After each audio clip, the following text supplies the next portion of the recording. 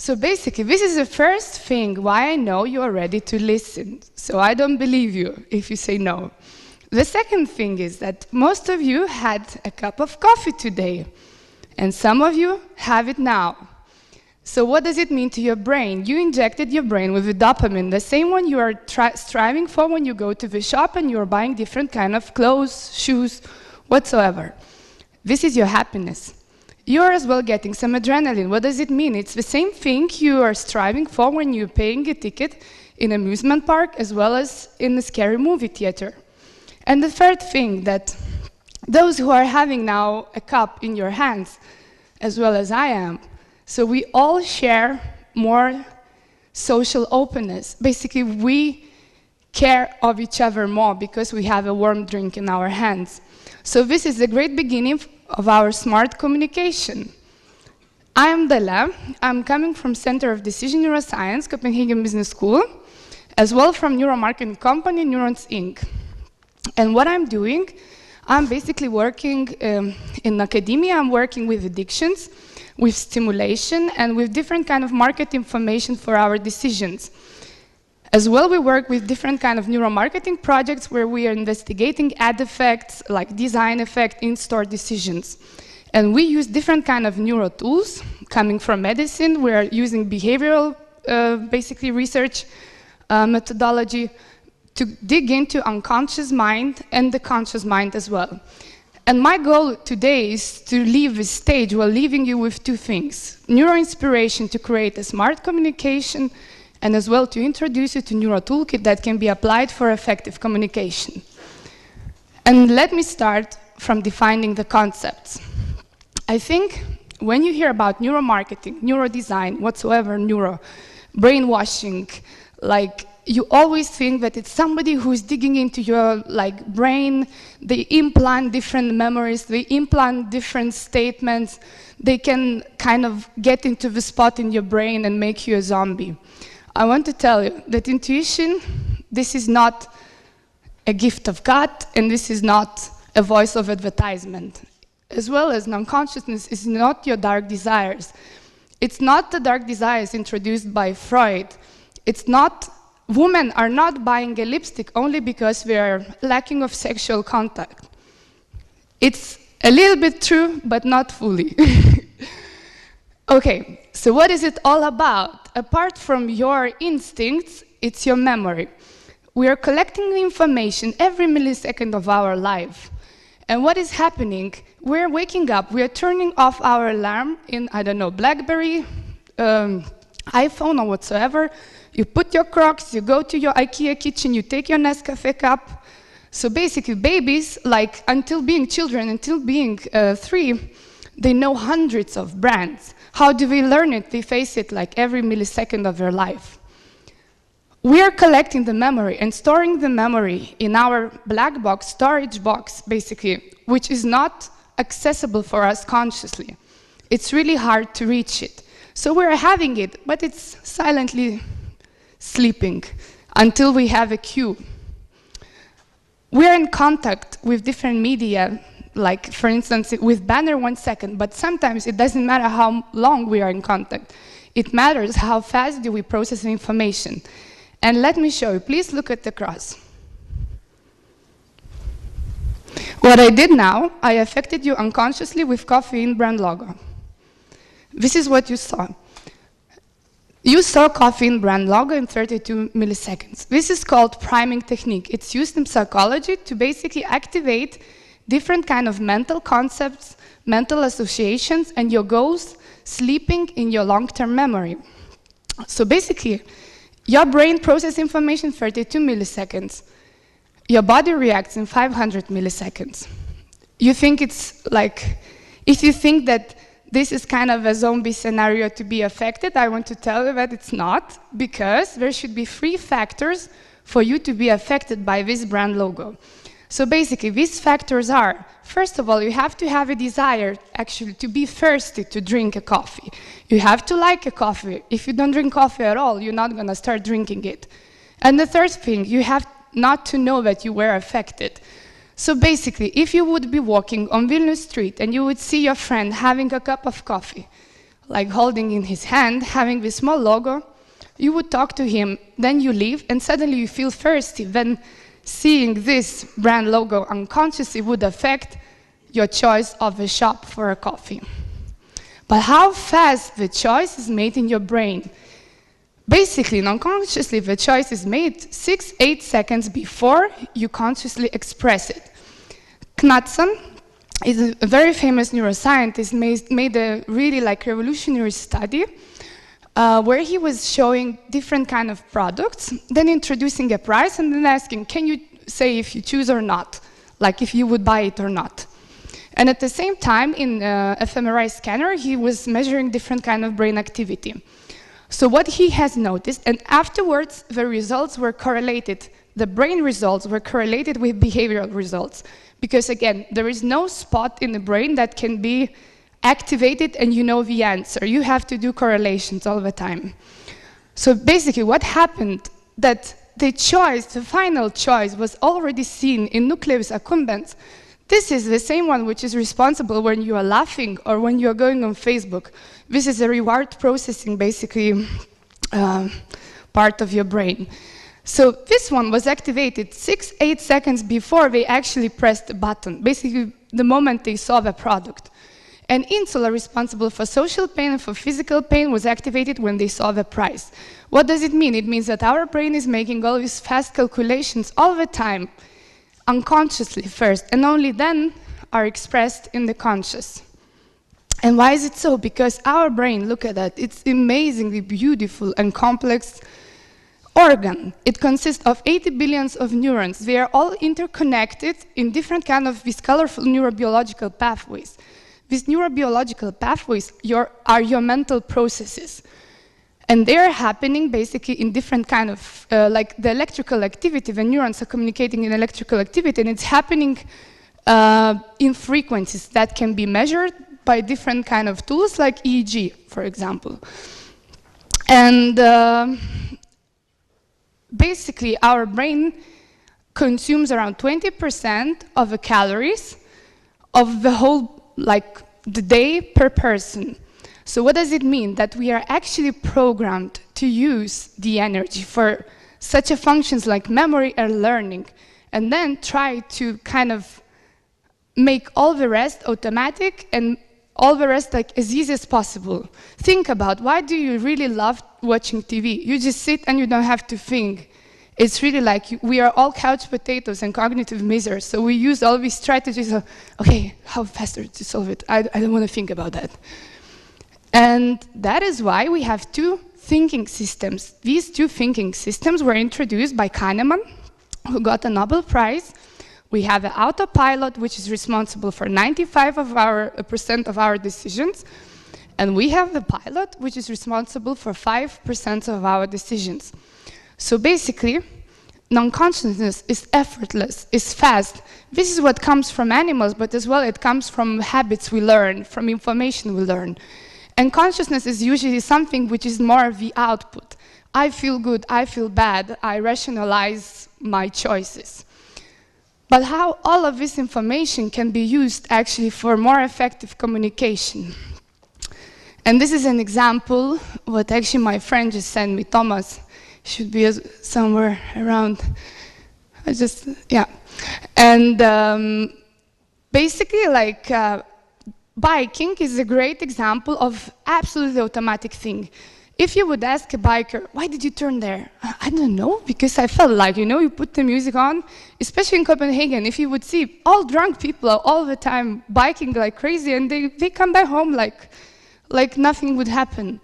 So basically, like Ducode Studio, the girl, like the owner, she decided, why not putting EEG in my helmet and trying to track my emotional reactions while biking? So basically, she plotted her way on GPS, and then at the end, she could see their like automatic reaction and the intuitive navigation in the city. So why don't we apply the same principle on online navigation? Why don't we use this kind of approaches while trying to create more fluent intuitive navigation in any kind of communication? So basically, here you can see a gaze pattern. What is special in online communication? What is different online, navigating online than navigating in store or in the city? We use less senses, so the sight is very important. As well, we get much more information. It's so complex, like we're affected by information much more. And then all of us come online with a purpose. So all of us, we have different kind of goals to achieve. So we're searching for different kind of cues that could help us basically to navigate. If your website, if person cannot find his way in 2 minutes, you really have to think that your website should be reconsidered. Another thing, when we hear about online communication, we think, oh, attention is everything. You catch the attention, you have a person. So attention is not everything. There are 4 concepts of effective communication. It's attention, emotion, cognitive load, and motivation. So it's not only if it is noticed, it is what is noticed, how fast it is noticed, in which kind of level, is this conscious or non-conscious attention. As well, emotion. It's not only about the feeling, but it's about arousal. Am I excited? Am I interested? Do I want to engage in the action? Cognitive load. Is it demanding? Is it boring? Is it interesting? Is it too frustrating? I don't like it maybe because I cannot find anything in there. And motivation to search, to click, and to stick. When it comes to our attention, the interesting thing is that we are like not seeing the world like a camera. We think we see a picture, but it's not true. We see gestalts. Every time you open the door, your brain starts constructing a new kind of like building for you, new scene for you. So first impression is made of 15 milliseconds. Basically, people, when they enter your website, they see different kind of corners, edges, scenes, colors, and the brain, basically the brain sees it. So the brain constructs a gestalt and says, okay, this is a gestalt. How does it, okay. So we see the world in 200 degrees, where only 2 degrees is fully conscious, meaning only 2 degrees is something we see in full color and full forms. How does it apply in advertising, for example? Here, what we think we see. Here, what we actually see. So basically, there is a focal point of our attention is in here, and this point is blurred. This is the peripheral vision. And this non-conscious attention is strongly affecting our choices when it comes to automatic decisions. We decode different kind of interface by value. So basically, if you would be hungry and I put the McDonald's logo in there, then your focal attention would move to McDonald's and you would blur the kissing couple. Another thing that we decode as well, interface by visual saliency. So we have certain things imprinted in us. And this is like, we're automatically reacting to faces, as well to the information next to the faces. We automatically react to the scene shifts, to the movement. If fly would start moving in here, you would definitely look around right away. So basically, why is it important? It's important to understand visual saliency when you create different kind of online communication that you could guide the people, the users through.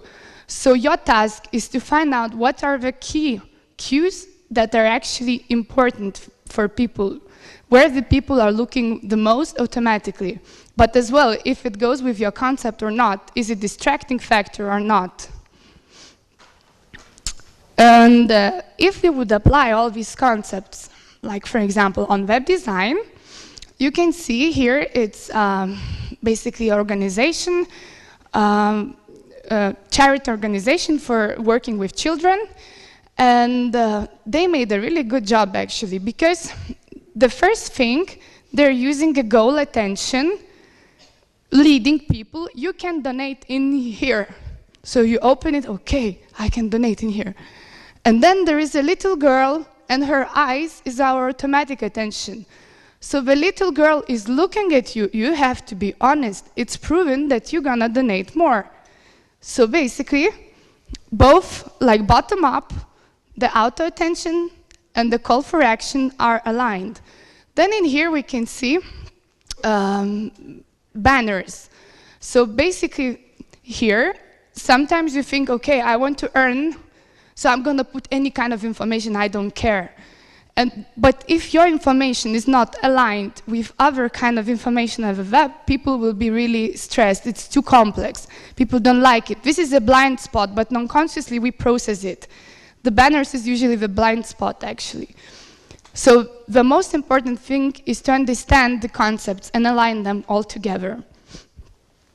When it comes to emotion, we think usually about emotion as a state. I feel bad, I feel angry, he doesn't like me. This is the output of emotion. Emotion first is something neural in your brain. It's instant, fast, like it's going on all the time. It's something which is in your body, basically like your heartbeat, my red cheeks, like my pupil dilation, my arousal. Emotion as well can lead to emotional experience, the conscious experience. That can be transformed in something automatic. So emotional habit, for example, how Facebook works with this concept extremely well. So basically what Facebook does, it builds through giving us these kind of emotional rewards. It builds a habit, automatic habit, that we are walking and I really need to go to Facebook because it's like itching habit that I need to scratch it. So I go on Facebook and here they are calling me, what do you feel like? I need to post now. So you post something and then you satisfy like nail bitters, you know, non-conscious, you satisfy the feeling. Then Facebook says, okay, come and satisfy your personal reward. How many messages do I have? 53. Okay, many things to do. We all love goals. Many things for me to do. 10 events to attend. Again, I'm satisfying my kind of like I'm an important person. I have goals to achieve. Tribe rewards. They're giving, again, Facebook is giving me kind of a possibility to be socially validated, to belong to the tribe.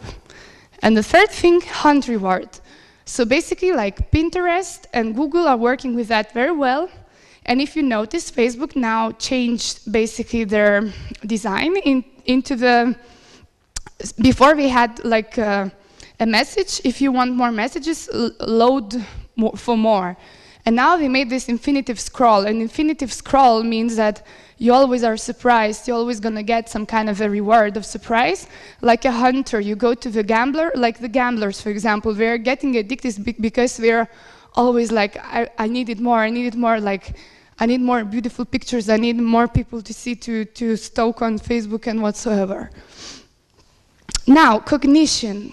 We don't like complex things, we hate them. We like simple things, but then it becomes boring. We are afraid of novel things because it's a danger. But we like familiar things. Again, familiar things becomes too boring. So the sweet spot is to understand how to move from novel to familiar, from novel to familiar. And Google Doodles does it the perfect job, because usually if you go on Google, you see this beautiful visual identity, you are always used to beautiful colors, beautiful logo. Then one day they surprise you, okay, this is the John Lennon day, so I can go there and read about that. Then again, they are coming back to familiar, then again they are surprising you. So it's very important to think that how you can still stay familiar, but at the same time always introduce something new. Okay. So now, I hope you got some neuro inspiration about 4 concepts.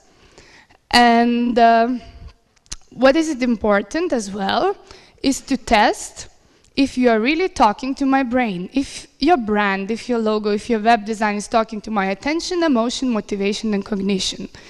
And the thing is now, like nowadays, I hear a lot of things, and myself, I thought the same because I'm coming from a marketing background. before I met neuroscientists in Copenhagen. So basically, like, I was thinking, how can you use these things in marketing? Marketing is so simple. We just go there and we ask some things and that's it. We need simple, fast solutions. However, our brain is not simple. And people behavior is not simple. It's very complex.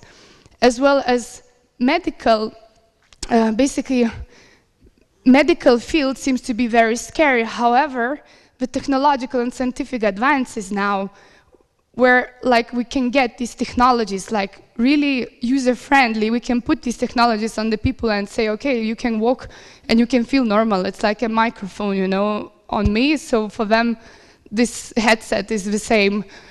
Gives basically possibilities to use these innovative approaches to reach maybe to go a little bit further in understanding consumer behavior and communication. Okay, so what we use in my center and as well in Neurons Inc., we work with these kind of tools. And again, I would like to say that we work with a mix of tools. So basically, we are doing different kind of correlations. We look at a different case, and then we choose different kind of tools, we combine them, and then we know, okay, this was really the reaction. At that certain point, the person was, I don't know, grabbing a bottle of water. So here on the top, you can see direct brain measurement tool. And this is measuring this electrical activity you saw before, this like in the brain. And it's measuring basically through 14 electrodes. It's called emotive headset. And at the end, it's collecting a lot of numbers, like a lot of numbers. And then you take, depending on what you want to measure, we have protocols. For example, for motivation, we measure prefrontal cortex. We have it in here. So there are 4 electrodes in here, which are important for me. Then I measure this activity. At a certain point, I'm doing something. So I know that it's exactly at that point. And then I see if there is more activation in left prefrontal cortex than in the right, then there is a motivational reaction. Okay. And then, for instance, EEG is usually combined with the eye tracker. So the eye tracker is basically can be stationary and the one you walk with. So you use it in dynamic eye tracking glasses.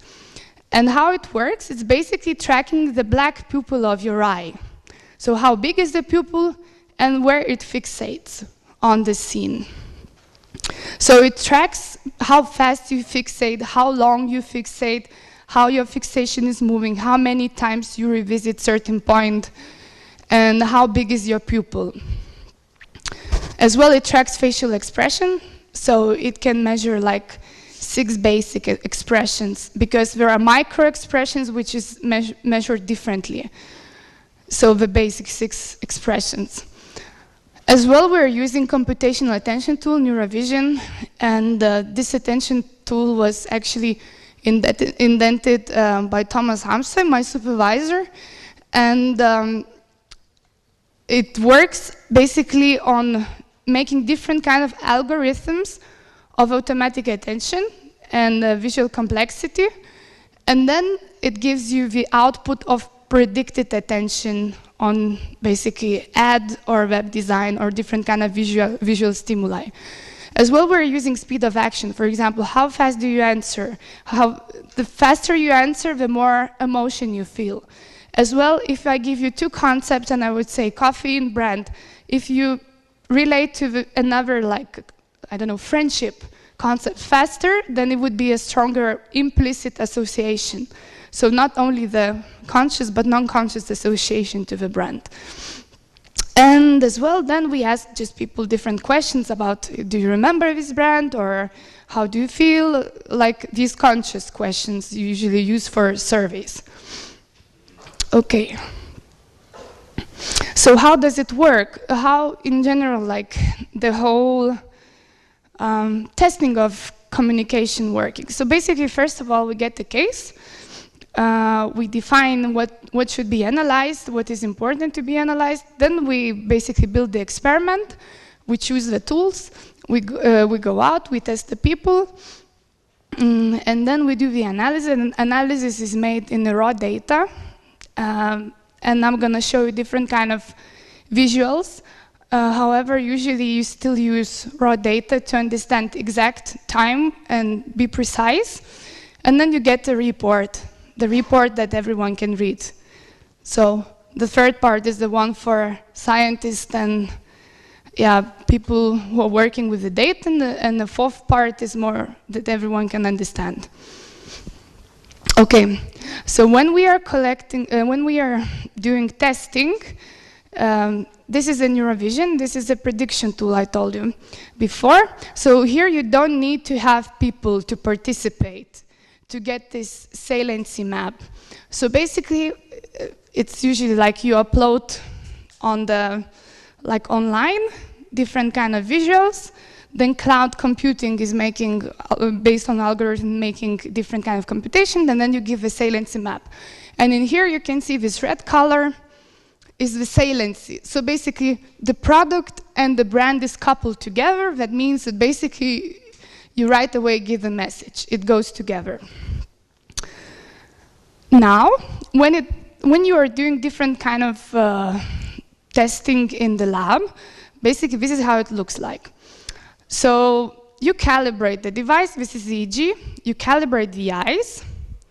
Here is the camera, an infrared light, which is collecting the pupil dilation. The person is giving a task. It's not that you just, browse. No, you have to know what you are asking for. So here he was choosing a jacket.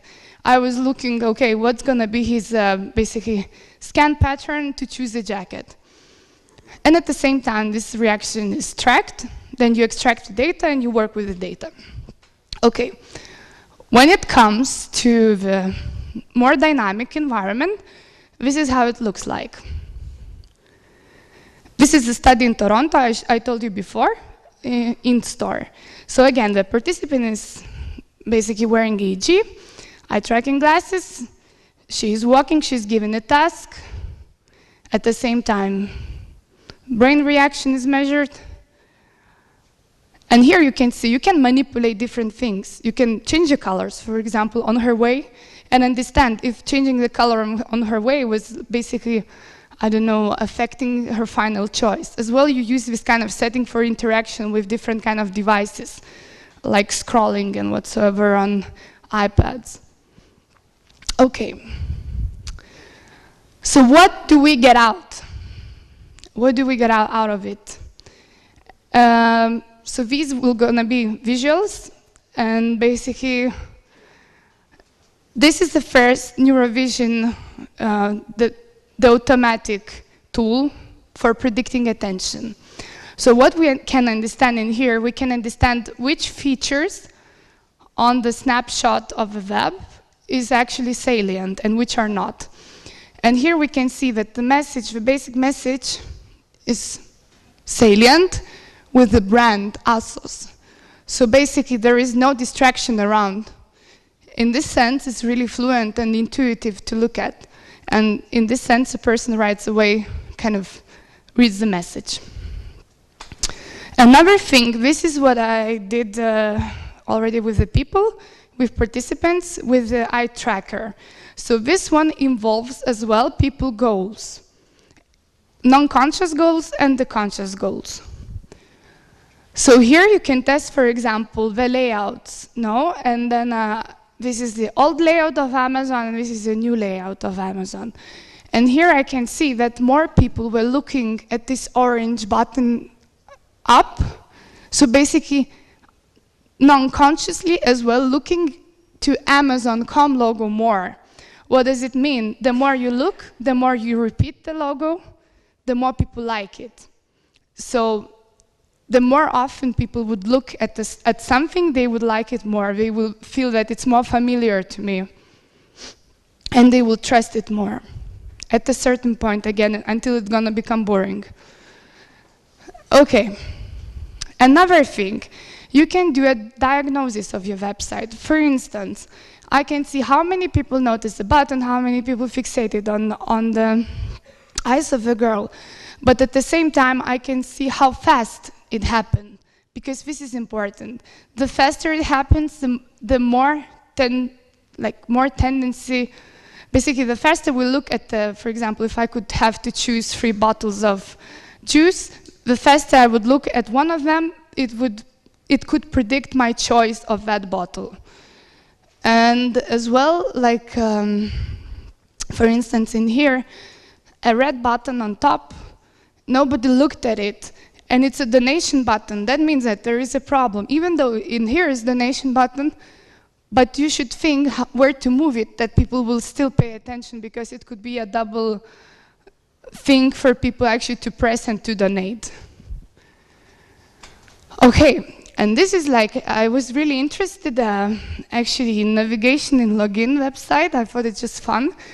And basically I asked people who has no clue about how to navigate.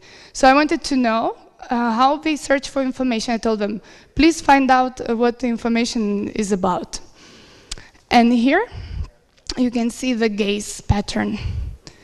So basically what you can do, you can define area of interest, for example, Login brand, and then extract the data, trying to understand how many times people revisit the brand. So how many times they look back and forward in the whole scrolling time. As well, you can understand which speaker is the coolest one. I tried to do that, but it didn't actually work so well, because because some of them were in Lithuanian, and yeah. Okay, another thing. Here I thought it was just as well interesting to understand if important ad is being noticed in the really big noise of ads, because important ad is donors, it's not Vichy products, okay? Like, so I was thinking if it's actually, if putting them together, like I found this picture and I thought if still people would focus on the right one. And actually they do, even though these 50% banners, like not banners, outdoor ads are taking the attention, but still the woman's like face is actually working pretty well. Okay, and this is like, again, I wanted to see, there were 2 ads, social ads, from WWF organization, basically working with different kind of environmental issues, and this was basically awareness campaign for recycling.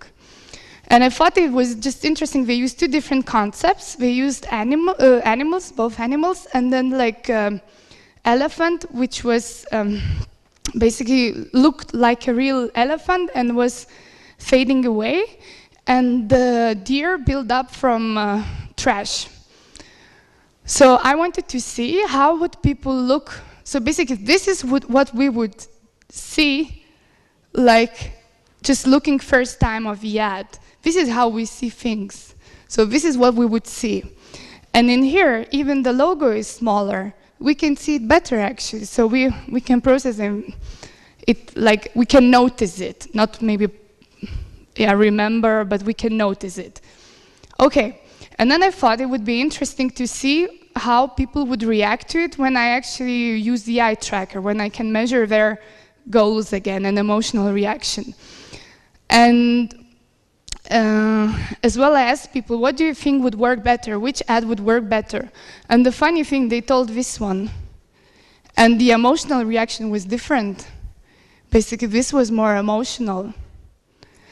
And again, here you can see that information was noticed basically better than in there, whereas the brand was noticed better in there than in the second one.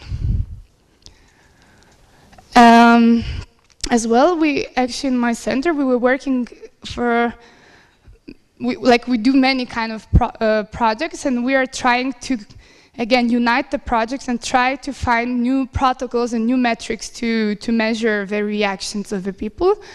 And now we found out that basically if your pupils are bigger and you are coming closer, your body posture is closer, that it can predict your choice. So in here you can see that you can actually track at a certain point where the person is looking, their emotional reaction, their motivational reaction. So basically like the pupil changes and the distance changes. Okay, and now EEG. So what can we do with EEG? People think that you put this hat and you go and then that's it, I'm gonna know everything from your brain. I will read your mind and like, it's so easy. And actually it's not, because every muscle, like every movement is basically affecting your brain waves. Everything is affecting basically your brain waves. But there are some things, like there are protocols validated by science that you can actually use to understand different kind of concepts. So basically what we use algorithms for cognitive load, again, if the point is frustrating or not, as well for motivation, if the person wants like approach or not, if he wants to seek for more information, and as well emotional engagement, so basically how emotionally relevant is the concept. And we did with Neurons Inc. A study for Danish broadcast drama serial, where basically before pre-release, we wanted to see which scenes in the movie is like how it's affecting basically people physiologically, that you could actually make the movie more involving. And here, this is what you can see. So these are 3 reactions, and here are changing numbers on the corner. So you can see if it changes scores. And motivation is green one. Yeah, emotional engagement, blue one, and and the red one is cognitive load. And again, at a certain point, this is a BSVAMP, so basically a collection of the people looking at a certain points.